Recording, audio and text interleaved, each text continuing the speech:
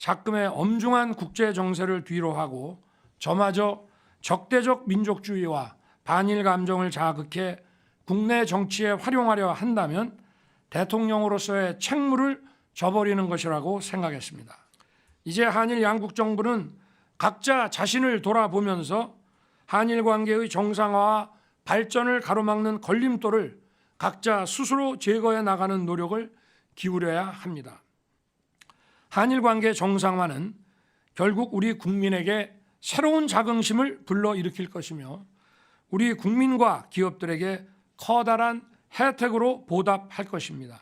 윤석열 대통령, 박진 외교부 장관, 김성한 안보실장, 김태효 제1차장, 정진석 의원을 일컬어 신을사오적이라 비판하고 있는 것입니다. 국민 뜻을 받들어 국정조사 추진을 본격 검토하겠습니다. 김대중 대통령은 1998년 그 10월인가 김대중 오부치 선언을 했거든요. 네. 그때 이 김대중 대통령은 어떤 생각을 하셨냐면 비록 한국이 피해자이지만은 먼저 화해 손을 내밀자. 그러면서 가해자의 일본의 사과 협력을 이끌어내자. 이게 결단이고 결국 지금은 한류가 이제 일본에서 대단히 유행하지 않습니까? 그래서 김대중 정신의 결단을 이어간 게 윤석열 대통령이다라고 저는 보거든요. 네, 한 주간의 여론은 배종찬 인사이트 K 소장, 이은영 휴먼 데이터 소장 나오셨습니다. 어서 오십시오. 네, 안녕하세요. 네, 윤석열 대통령 국정 지지율이 갤럽에서는 소폭 상승했고 리얼미터에서는 소폭 하락했습니다. 네. 윤 대통령의 국정 지지 흐름 전체적으로 어떻게 봐야 합니까? 네, 대체로 뭐 하락세는 하락세인데 완만해지는. 네. 그래서 갤럽에서는 1%가 올라가서 국민의힘 지지율과 같게 나왔습니다. 그러니까 이제 보수층에서 대통령 지지율이 너무 내려가는 것에 대한 위기감에 따른 결집은 있지만 대체적으로 하락 국면이 이어졌고 조금 정체 또 완만해지는 추세로 볼 수 있겠습니다. 네, 이은영 소장님, 네. 윤 대통령 지지율 20, 30대에서 낮은 지지율을 보이고 있습니다. 네. 지난해 7월 이후 10에서 20%대의 박스권에 머물고 있다고 하는데 네. 젊은 층에서 윤 대통령 지지율이 낮은 이유는 뭡니까? 일단 이게 지금 복합 위기라고 볼 수가 있겠는데요. 가장 큰 문제는 그 강제 동원 해법에 대한 그 제3자 변제 부분에 있어서 그 윤 대통령에 대한 동의가 없다. 20대 측에서 20, 30대에서 그리고 이제 두 번째는 정책 난맥상입니다. 지금 그 69시간 노동시간제 개편뿐만 아니라 지금 애 셋을 낳으면은 군 면제를 하겠다. 지금 그거를 이제 뭐 안 하겠다라고 백지화했다고는 하지만 그 부분도 상당히 지금 정책 혼선을 가져오는 부분이고 네. 사실 그거는 20, 30대 생활에서 굉장히 중요한 요소들이거든요. 노동시간과 군 문제는. 근데 그거를 너무 준비 없이 그냥 턱턱 던져놓고서 이게 혼선이 가중되면은 없었던 일로 하겠다. 이런 식의 태도가 지금 신뢰를 받지 못한다. 그리고 한 가지 더 찝자면은 국민의힘 전대에서 20, 30대를 대변할 만한 그 이준석 계열의 후보들이 하나도 안 됐고 그다음에 네. 나중에 그 연포탕 그 정책에서도 반영되지 않았다. 이 세 가지를 들 수 있겠습니다. 배 소장님, 네. 중도층 지지도를 보면 네. 윤 대통령에 대한 지지율이 20%대인데 이게 사실은 전체 지지율 흐름에 중요하잖아요. 그렇습니다. 그러면 향후 대통령 지지율 추이에 어떤 영향을 줄까요? 그렇습니다. 결과적으로는 대통령이 가야 될 길에 대한 방향이 분명해지는 거죠. 앞서 네. 이제 이은영 소장도 말씀하셨던 대로 내년 총선을 앞두고 지금 대통령 지지율의 가장 중요한 지지층은 M 중수.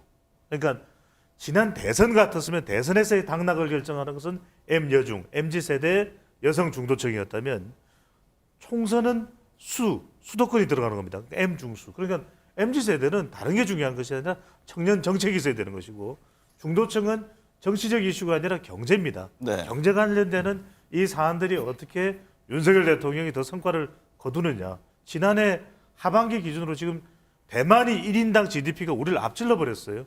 그런 상황이 와서는 안 된다. 이게 이제 국민들의 여론일 수도 있는 것이고 마지막으로 수도권은 뭐겠습니까? 결국 부동산입니다. 네. 부동산 했었는데 뭔가 지금 부동산 시장이 불안정한 것 이것도 영향을 미치고 있다고 봐요. 네.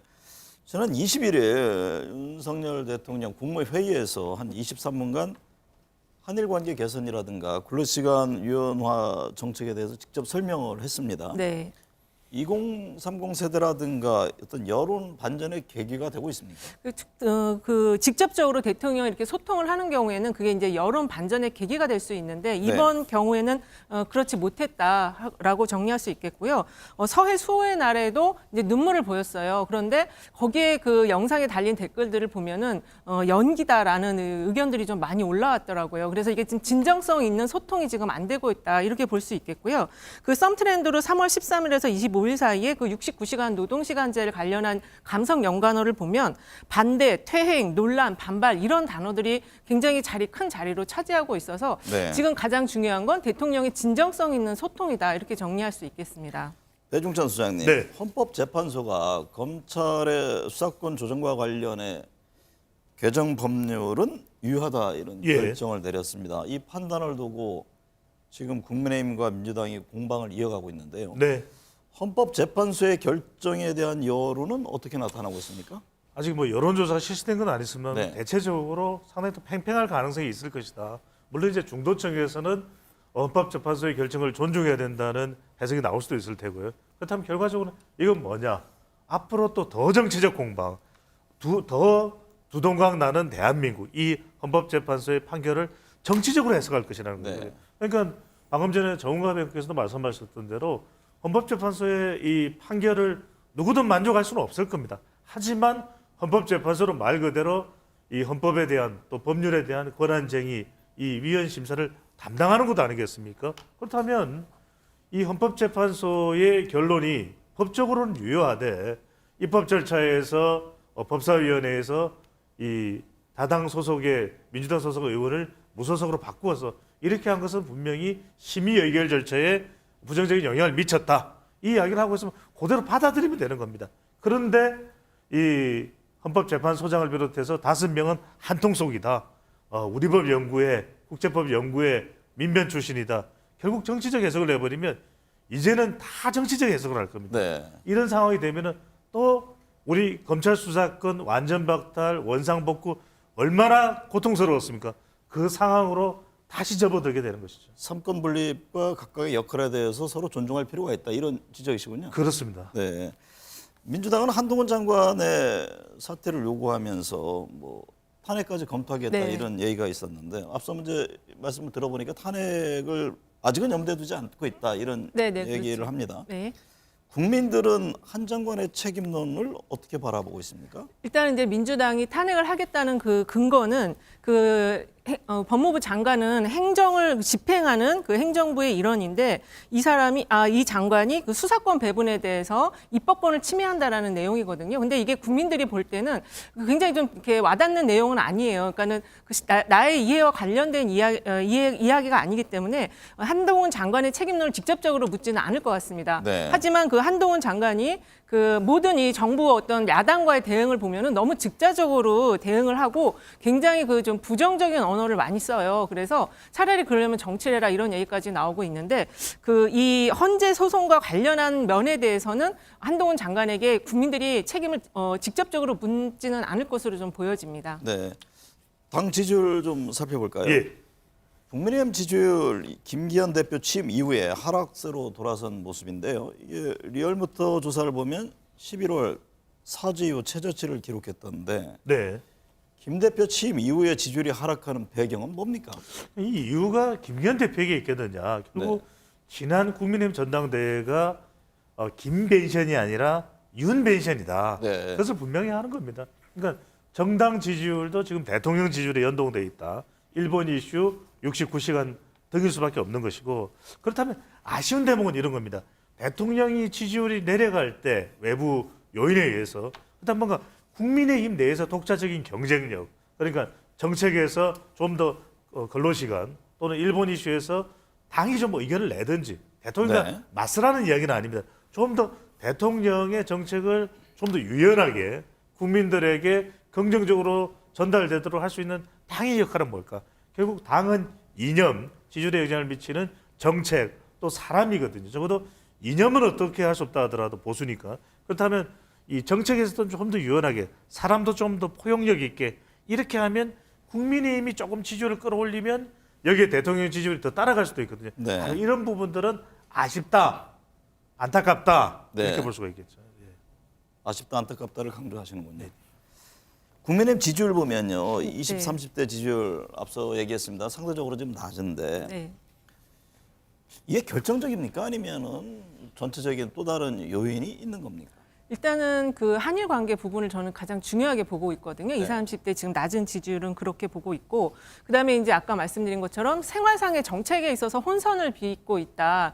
이번에 그 노동 시간 때문에 MZ 세대의 그 노조 조합원들을 대상으로 이제 지금 뭐 치맥 회동을 했습니다. 네. 그런데 그 이벤트가 4시에 진행이 됐어요. 그래서 그 부분을 지금 부정적으로 또 지적하는 분들이 있어요. 그 시간에 퇴근해서 이 정당의 이 행사에 올 수 있는 청년들이 누가 있겠느냐. 네. 다행히 뭐 그 시간에 이제 그 행사 도중에 대통령이 직접 전화를 해서 어떤 그 정책 혼선이 없다라는 부분을 이제 얘기를 했지만, 이런 부분이 하나의 그냥 진정성 있는 소통이 아닌 이벤트로 받아들여지기 때문에 이게 좀 회복하기가 상당히 좀 쉽지 않겠다, 이런 생각이 좀 듭니다. 배 수장님 보기에요. 네. 최근에 이제 뭐 국민의힘 지도부라든가 대통령도 나서서 청년 유권자들 마음을 돌리기 위한 이런저런 노력을 기울이고 있잖아요. 네.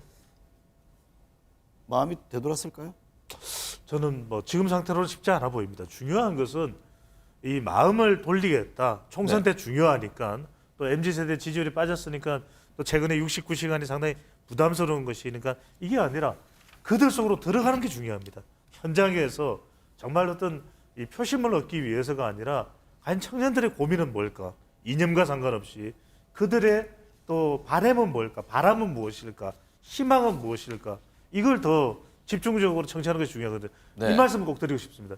지금 근로 시간이 시간의 문제일까? 시간에 집착하면 안 됩니다. 그러니까 청년들은 지금 이 근로와 관련해서는 직장 갑질, 그다음에 안전, 중소기업도 좀 더 나은 환경, 이런 걸 원하고 있거든요. 네. 바로 이런 현장의 목소리를 끌어와서 이런 청년들이 원하는 워라밸 직장, 이런 안들을 내놓았을 때 박수가 쏟아지겠죠.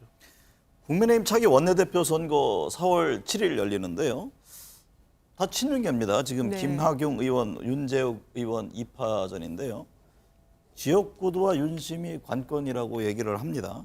추대냐 경선이냐 이런 얘기도 나오는데 어떤 전망이세요? 지금 경선을 해서 뭔가 이 당이 좀 역동성을 살려나가는 게 굉장히 중요하다고 보고 있습니다. 지금 네. 현재 지도부도 친윤 일색이어서 아까 그 2030 지지율이 낮은 이유는 그 뭔가 젊은 세대의 목소리를 반영할 만한 지도부 구성원이 없다라는 부분도 좀 지적을 할 수가 있거든요. 그래서 이 친윤 일색의 후보보다는 뭔가 좀 다른 목소리를 내서 이 전체적인 어려움을 좀 조화롭게 끌어가겠다, 균형감을 좀 가져가겠다라는 거를 보여줄 필요가 있다고 생각이 들고, 민주당도 지금 마찬가지입니다. 원내대표 선거가 있는데 지금 이제 김두관 그 의원이 원내대표에 나서겠다고 했기 때문에 아마 민주당도 당내 어떤 하나의 목소리를 내는 측면에서 조금 치열한 경쟁을 하려는 움직임이 있지 않을까, 이렇게 생각이 됩니다. 국민의 경우에는 뭐 경선으로는 간다고 봐야 되겠죠. 왜냐하면 네. 원내 대표는 의원들의 선거거든요. 근데 이거를 추대 형태로 또 힘으로 밀어붙인다 그러면 그건 뭐 적지 않은 파장이고, 지금 네. 대통령 지지율도 낮은 상태고, 또 하나는 뭐냐면 지금 거론되고 있는 김학용, 또 윤재욱 두 사람의 경우에는 내부에서도 의견 일치를 보기가 쉽지는 않습니다. 또 네. 하나는 지역 차이도 있습니다. 수도권과 영남이라고 하는 거예요. 이런 걸 본다면 적어도 경선으로 갈 수밖에, 갈 도리밖에는 없어 보입니다. 네. 갤럽 조사를 보니까요. 서울에서 민주당과 국민의힘 지지율 저하가 1%포인트 접전 양상이던데 네. 향후 정당 지지율 추이에 영향을 미칠 변수는 어떤 게 있을까요? 그러니까 이번 갤럽 조사에서 민주당이 이제 국민의힘을 한 2년 반, 6개월 정도 만에 이게 좀 바꿨거든요. 역전을 했습니다. 일부 ARS 조사에서는 민주당이 50%에 근접하는 지금 지지율을 보이고 있는데, 지금 문제가 서울에서 이 지지율이 크게 그렇게 차이가 안 난다는 부분이에요. 두 당이 비슷비슷하게 나온다는 얘기인데, 이거는 지금 이제 이 지지율 추이에 영향을 미칠 요인은 결국 이제 공천 작업이 어떤 형태로 이루어지느냐가 가장 중요하다고 생각이 들고요. 그리고 지금 민주당의 문제는 그 현재 있는 수도권의 의원들이 조금 선수가 높아서 약간 그 역동성이 좀 떨어진다는 지적이 있기 때문에 그거를 보완할 수 있는 공천 작업이 가장 중요하다고 생각이 듭니다. 네. 배 수장님, 네. 검찰이 대장동 개발 비리 등과 관련해서 수사한 지 1년 6개월 만에 이재명 대표에 대해서 불구속 기소했는데요. 그렇습니다. 네. 이 와중에 갤럽 조사를 보니까 민주당 지지율이 전주 대비해서 2%포인트 상승했던데 네. 어떤 해석이 가능할까요? 그러니까 이번 주 상승은 조금은 다른 차원으로 해석을 할 수 있을 겁니다. 네. 왜냐하면 지난주에 민주당 지지율, 더불어민주당 지지율이 올라가는 것은 다분히 이제 전적으로 거의 전적으로 반사이익, 반사체다. 그러니까 일본 이슈 그리고 69시간 등 국민의힘과 윤석열 대통령의 그 자충수로부터 비롯됐다고 판단한다면 이번 주의 경우에는 대체로 그런 지지율은 흡수가 됐거든요. 네. 그 다음에 또 지난주에 한국 갤럽 기준으로 호남이 38%인데 이번 주 지난주 이제 금요일 발표된 조사 결과에서는 호남이 49%로 11%포인트 올라갔어요. 그 이야기는 지지층들이 이재명 대표 중심으로 그래도 결집은 했다. 호남 40대 화이트 칼라의 재결집을 볼 수 있는데 여기에서 더 올라가느냐 주춤하느냐는 또 이재명 대표한테 달려있다고 볼 수 있을 네. 겁니다. 그렇다면 중요한 것은 결과적으로 대안이 없다는 것 때문에 이재명 대표 중심으로 모였는데 여전히 지지를 보면 불안도 있고 또 중도층이나 다수의 유권자층에 대해서는 미안도 있습니다. 그러니까 네. 대안은 어떻게든 앞으로 그건데 불안과 미안을 어떻게 해결하느냐 네. 이 부분이 중요해지는 거죠. 민주당이 이재명 대표의 그 직무를 정지하지 않기로 했잖아요. 네. 대기 문제 당직 개편을 통해서 분위기 쇄신에 나서고 있는데 배 수장님, 네. 이 대표직 유지와 당직 개편 이게 향후 민주당 지지율에는 어떤 영향을 줄까요? 좀 부담스럽긴 합니다. 왜냐하면 네. 계속해서 이재명 대표의 대표직에 대해서는 당무위원회의 가정 그리고 전해철 의원의 반발 네. 그리고 서울 남부지방법원의 권리당원의 당대표 정지, 직무정지, 가처분 신청도 이게 앞으로 계속 지속될 수 있는 그런 이슈들이거든요. 그렇기 때문에 이재명 대표는 각종 여론조사에서 대표직을 유지해야 된다 또는 사퇴해야 된다 이게 계속 팽팽합니다. 네. 이 긴장감은 이재명 대표든 민주당으로서는 계속해서 부담스러울 수밖에 없기 때문에 전에도 말씀드렸습니다만 이재명 대표가 이제는 검찰의 시간이라기보다는 재판을 받기 때문에 판사의 시간입니다. 네. 그렇다면 얼마든지 이 재판은 승부수를 던지는 것이고 그 외에 민생 이 부분은 외연을 확대해야 되는 것이거든요. 적어도 이 부분만큼은 민생 관련돼서 확대하는 데 있어서는 비명의 목소리를 듬뿍 받아들일 필요가 있다. 네. 이 민생과 관련된 이 당의 운영에 있어서는 비명의 목소리를 상당폭으로 받아들이는 그 외연의 전략이 반드시 필요하겠죠. 이 대목에서 제가 이은영 수사님께 질문을 드리려고 하는데 네. 이게 대표직 유지, 뭐 당직 개편, 이제 당직 개편을 지금 하겠다는 거잖아요. 네. 근데 방금 배 수장님이 이제 비명의 목소리를 얘기를 했는데 우상호 의원은 그런 얘기를 하더라고요. 이게 대표직 유지 문제는 이미 정리가 된 거다. 그러니까 비명의 목소리라는 게 실제 몇몇 분들의 목소리인지 아니면 당 정체에 어느 정도 의견과 지분을 갖고 하는 목소리인지 이 부분에 대해서는 좀 구분을 하고 분석을 해볼 필요가 있을 것 같아요. 지금 이제 비명의 목소리가 사실 당내에서 그래도 한 30% 정도는 되는 걸로 좀 추정이 됐어요. 네. 그런데 지금 갑자기 한일 관계 문제가 전면에 부상을 하면서 그 30%의 비명의 목소리를 내기가 지금 굉장히 어려운 민주당은 그 한일 대여 전선에 완전히 지금 전체가 올인해 있는 상황이거든요. 그래서 이번 당직 개편이 이재명 대표 입장에서 보면은 그러한 자신감의 발로로 당직 개편을 지금 시도하고 있는 것이고 그리고 민주당의 이미지를 조금 다르게 바꿀 필요가 있다. 그 요인도 그게 계속 비명 쪽에서 주장을 해왔고 욕을 해왔던 상황이기 때문에 그걸 받아들이는 측면도 있습니다. 그리고 그 비명 의원들에 대한 그 당내 지지층의 어떤 뭐 수박이라든지 이런 약간 그 이렇게 비판의 목소리도 지금 상당히 잠재우고 있는 상황이어서 이거는 이재명 대표가 그 자신감의 발로다 이렇게 좀 볼 수도 있을 것 또 같습니다. 관련돼서요. 그 문재인 전 대통령이 4.3 희생자 추념일에 제주를 찾아서 위령재단에 참배하고 예. 위령자들의 넋을 위로하는 것을 검토 중이다 이런 얘기가 나왔는데 네. 이게 민주당 지지층의 어떤 결집 효과가 나타날 수 있을지. 왜냐하면 문재인 전 대통령이 이재명 대표에 대한 언급이 지금 회자가 됐었잖아요. 네, 네. 뭐 대안이 있느냐 이런 얘기를 그렇죠. 했다는 것부터 해서 뭐 또 다른 결이 다른 얘기다 여러 이제 논란이 있었는데 네. 하나의 정리가 될 수 있는 계기가 될까요? 저는 계기가 될 수 있다고 보고요. 이 지금 문 전 대통령이 최초로 이제 그 전직 대통령으로서 4.3 희생자 추념일에 가시는 건데 공식 행사에 가시는 것이 아니고 그 이제 이후에 오후 시간에 위령재단 참배를 하시는 거예요. 네. 그래서 그 윤석열 대통령과의 어떤 그 대립적인 측면을 좀 피하면서 지금 이 제주도민들의 경우는 태영호 의원의 그 발언에 대한 분노가 지금 상당히 많다고 합니다. 그래서 그걸 좀 위로하고 잠재우기 위해서 그거는 결국 민주당의 지지에 어떤 도움을 줄 수 있는 행보이기 때문에 그런 측면으로 지금 이번에 추념일에 가시는 것으로 좀 이해하고 네. 있습니다. 이걸 다른 시각으로 봐야 될 것 같습니다. 무슨 말씀이냐면은 뭐 최종적으로 결정된 건 아니지만 문재인 전 대통령이 간다 또는 지금 문재인 전 대통령의 또 행보와 맞물려서 이명박 전 대통령이나 박근혜 전 대통령의 행보가 있거든요. 이걸 어떻게 해석하냐면 그렇죠. 이렇게 해석을 하시면 최근에 됩니다. 전직 대통령이 움직이는 게 나옵니다. 현직 대통령이 왜 움직일까? 현직 대통령이나 현직 야당의 대표의 위상이나 정체성이 흔들리기 때문에 그렇습니다. 네. 그러니까 이재명 대표는 완전하게 호사와 호남 40대 화이트 칼라를 결집하지 못하고 있는 것이고 윤석열 대통령은 대륙주, 대구 경북 또 이 60대 주부층을 완전히 결집하지 못하는 겁니다. 이런 상황에서는 전직 대통령의 행보가 나오게 말이에요. 이렇게 되면 어떻게 되냐면 더 진영 간 양극화 극단화됩니다. 일종의 네. 쌍대 현상이 벌어지게 되거든요. 그래서 그러면은 이명박 전 대통령은 지금 서해 수호 행사로 가거든요. 박근혜 전 대통령도 마찬가지일 겁니다. 저는 그래서 이렇게 되면 국민들은 더 두동강 납니다. 물론 정치적인 행보를 하고 싶은 취지와 목적은 이해하지만 이럴 때일수록 전직 대통령은 그늘진 곳 봉사활동을 하면서 국가는 통합해야 됩니다. 국가는 통합해야 돼요. 이렇게 이야기를 하는 것이 더 바람직한 것이죠. 네. 이은영 소장님 어떻게 보세요? 그러니까 문재인 전 대통령뿐만 아니라 네. 지금 배 소장님 말씀하셨듯이 이명박 박근혜 전 대통령 사면 후에 공식적인 활동에 나서거나 예정이 돼 있습니다. 네.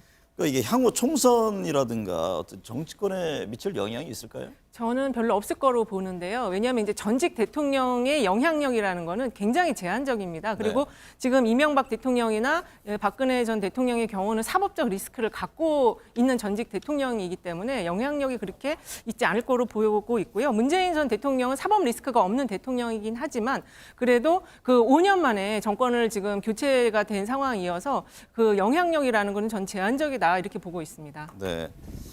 고 노무현 대통령 수사 책임자였던 이인규 변호사가 출간한 회고록 네. 이에 대한 논란이 있었잖아요. 예.